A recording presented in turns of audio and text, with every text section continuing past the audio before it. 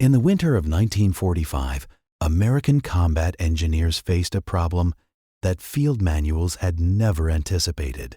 The mines they carried were designed to wait passively in the ground until their presence affected operational planning. But the environment wasn't cooperating. German forces had learned to recognize minefield patterns, to probe carefully, and to maneuver around them. Meanwhile, American units encountered obstacles that were too close for artillery, too distant for grenades, and too robust for conventional approaches. The doctrine treated mines as barriers. The operational reality required something different. What happened next quietly reshaped combat engineering practices across multiple armies, not through official channels or high-level planning, but through field adaptation driven by necessity. This video is presented for historical and educational purposes only. The story involves modified fuses, improvised techniques, and a willingness to explore new methods for existing equipment. It is about the gap between what regulations permit and what field conditions demanded.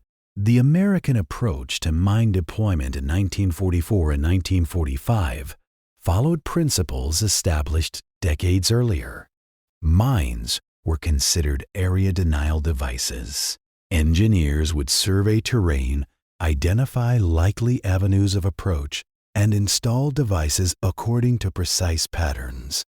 The locations were logged on maps and left to influence enemy movement passively. In open terrain with predictable movement, these fields created operational advantages by channeling opposing units into manageable paths. By early 1945, opposing forces had developed experience countering Allied mine deployments. They trained specialists to recognize patterns, use probing techniques, and avoid certain areas. Disturbed soil, regular arrangements, and avoided zones became indicators that reduced the passive effect of mines.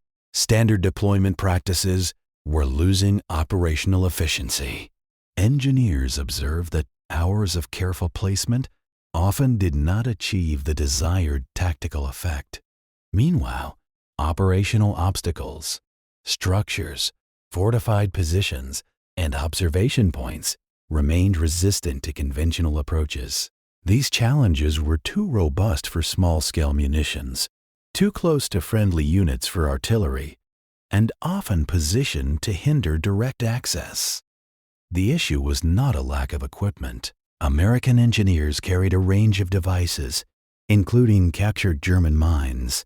The shoe mine was particularly common among salvage devices. It weighed roughly 4 pounds and was compact enough to handle easily. The challenge lay in deployment under field conditions. Regulations required that mines be installed in fixed positions, not manipulated dynamically. The reasons were practical. Active devices carried risks. Timing was critical, and handling errors could have serious consequences. Actual conditions in Germany during the war's final months were far from ideal. Units operated with limited artillery support. Air support was often constrained by weather, and advances stalled against operational obstacles that could not be addressed by conventional techniques alone. Solutions emerged from soldiers applying civilian skills to military problems. Coal miners, particularly from Pennsylvania, brought expertise in explosives for confined spaces, precise timing, and structural impact. This knowledge allowed them to understand how charges could be modified safely and effectively to address structural challenges rather than using mines passively. When miners became combat engineers, they viewed mines as adaptable tools rather than fixed installations. They explored fuse timing adjustments and calculated how equipment weight and handling influenced placement outcomes. The objective was operational efficiency, how to achieve effects in structural or logistical terms, not targeting personnel. Practical experimentation occurred quietly. Engineers tested throwing distances using inert devices, calculated arcs and rotations, and evaluated outcomes in controlled ways. The goal was to understand deployment parameters that could improve operational capability while remaining safe and manageable. Standard fuses burned for 7 to 8 seconds, sometimes limiting utility. Adjustments to fuse timing allowed more controlled influence on structures or obstacles without violating safety practices. The first documented field trials occurred in March 1945 during operations near the Rue River. American units encountered clusters of operational obstacles that slowed movement and complicated planning. Standard techniques offered limited options. Engineers experimented with modified devices to assess structural impact and operational utility, measuring placement and timing with careful observation. The approach required methodical movement, attention to environmental conditions, and precise handling. Deployment distances were measured for effectiveness, considering wind, trajectory, and structural layout. Engineers emphasized procedural accuracy, learning through repeated practice and simulation before engaging with active devices. These early trials demonstrated that modified deployment could influence previously resistant operational obstacles. Structures that had limited accessibility could now be addressed in ways that maintained safety, improved movement options, and enhanced operational planning.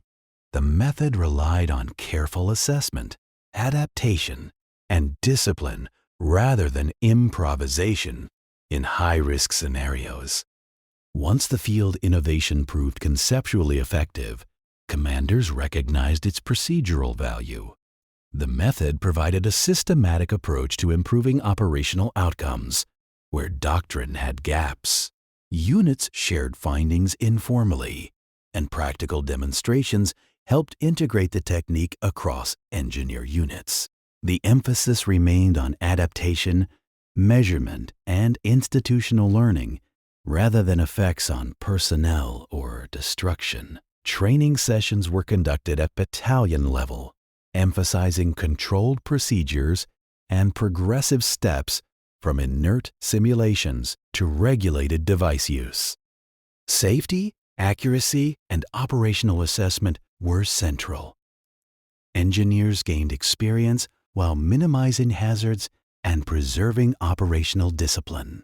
By April 1945, the method had been adopted across 3rd Army engineer units. Field reports documented success in influencing obstacles, facilitating advances, and improving operational coordination. Units observed changes in opposing formations' behavior, leading to adjustments in enemy positioning. The tactical adaptation shaped broader operational planning without focusing on harm. Command structures formalized the technique in after-action documentation, noting procedures, timing, and recommended handling protocols. The language was bureaucratic and neutral, emphasizing process over improvisation or urgency. The method became part of standard engineering practice, influencing post-war doctrine and training curricula in multiple nations. By summer 1945, the conflict in Europe had ended.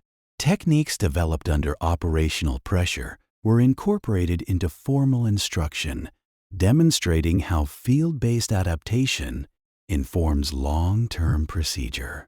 Civilian skills and innovative assessment contributed to institutional knowledge, reinforcing the importance of experiential learning within structured systems. The pattern exemplifies a broader principle. Formal doctrine evolves slowly, constrained by safety and standardization, while field conditions demand adaptive problem-solving. The gap between regulations and operational reality creates opportunities for innovation, learning, and process improvement. The transformation of minds from fixed barriers to adaptable deployment tools illustrates a minor but meaningful shift in combat engineering thinking. Equipment designed for one purpose can be applied in new ways to support operational objectives, and individual skills can inform institutional practice. Lessons learned through practical application were later standardized and incorporated into formal curricula. Decades later, historians examining combat engineering developments found references to these procedures in archived reports, appendices, and interviews. Reconstruction of the operational story required cross-referencing technical documents and personal accounts. The innovation's significance lay in its procedural impact and contribution to institutional knowledge, not in dramatized outcomes. Engineers who developed and refined these methods returned to civilian life largely unrecognized. Their contributions shaped training, procedure, and institutional learning rather than receiving public acknowledgement. Their innovations became part of cumulative knowledge, demonstrating that effective adaptation often occurs quietly at the operational level.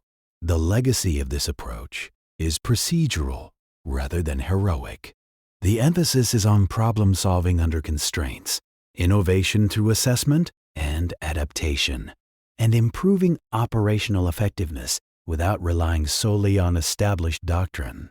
Engineers' willingness to explore within and just beyond regulation exemplifies the value of structured experimentation and feedback in complex systems.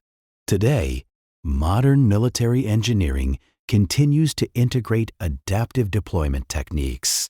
Practices are refined, standardized, and tested extensively, with lessons learned from past conflicts embedded in curricula. The insight remains. Equipment and procedures may serve new purposes under evolving operational conditions, and institutional effectiveness depends on careful observation, adaptation, and the willingness to adjust standard practices when necessary.